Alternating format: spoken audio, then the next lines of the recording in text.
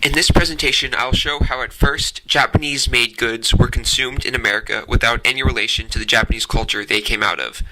Then, I'll show how with Pokemon a shift in consumption is seen. Unlike the consumer technology to enter before it, I'll show that Pokemon entered the US and was consumed in the US in the context of its Japaneseness. I will then show how Japan went on to challenge Hollywood and Disney as an arbiter of entertainment across the world, and I will then conjecture that this is part of a cycle of replacement. The US first became dominant as a purveyor of modern culture, then the Japanese stepped up with Pokemon after years of being in the background as simply suppliers of high-quality personal electronics.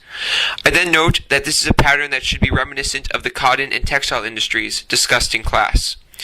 Japanese-made goods were first known in America solely for their excellence, devoid of any cultural relations.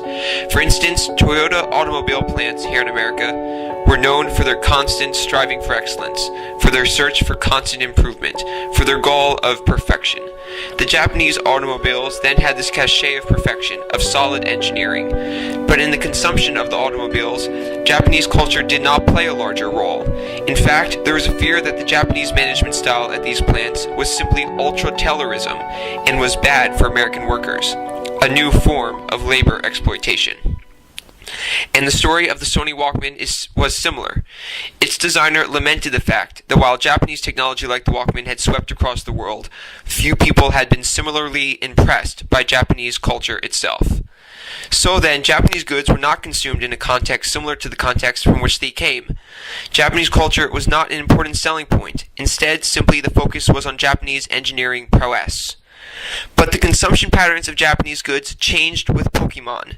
Pokemon entered the US market as something proudly Japanese, as a bit of Japanese culture that the consumer could experience by playing the card game or playing with the Game Boy. Children who played Pokemon became interested in the game and in the Japanese culture surrounding it. School children started to learn Japanese in high school so they could read manga in its original Japanese and watch anime that hadn't been dubbed or altered from its pure Japanese form.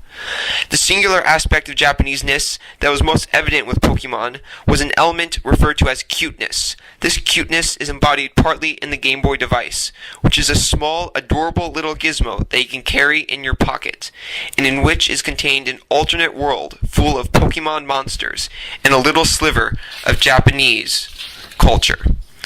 The medium alone, as a personal electronic, is Japanese in origin, as is this cuteness concept.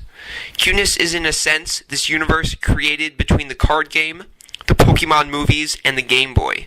The world contains characters such as Pikachu, which, while not anthropomorphized, is easy for many different demographics to relate to. With its comforting atmosphere, Pokemon and Japanese cuteness then became a major export for Japan. Pokemon became the top-ranked children's show on Saturday morning TV in the US, and the market for the three industries of video games, anime, and manga surpassed even the car industry in Japan. The rise of the Pokemon culture came at the expense of Hollywood and Disney. The Japanese melding of personal interactive game electronics with cute, relatable characters was a novel take on children's entertainment, and played to the Japanese strengths in consumer electronics and cute storylines. On the other hand, Hollywood and Disney, complacent for years with their use of screen-based media, fell behind in the use of new-age interactive play technology, and this allowed Japan to grab the upper hand with Pokemon and related brands. I note then a cycle of replacement, with one cultural powerhouse, Disney and Hollywood, being usurped by another, in this case Japan and its cuteness. I conjecture then that this cycle of fleeting media dominance is likely to continue, as the current leader again becomes complacent, and due to the very nature of entertainment, people become habituated to the current standard, and are ripe for something new to entertain them, something different from both Hollywood or Japanese cuteness. Take, for instance, the virtual Japanese pet that goes on your keychain, Tamagotchi. While players of Tamagotchi were at first highly attached to the adorable little electronic gizmo and felt emotional attachments to the virtual pets they helped raise, users also reported quickly tiring of the device and the constant time commitment raising a virtual pet required. So then there is room for a continued cycle of dominance, with a new up-and-comer utilizing new ideas and technology to replace an old stalwart. I note then that this cycle is similar to what we saw with the cotton and textile industries as explored by both Pietro Rivoli and as we looked at in class.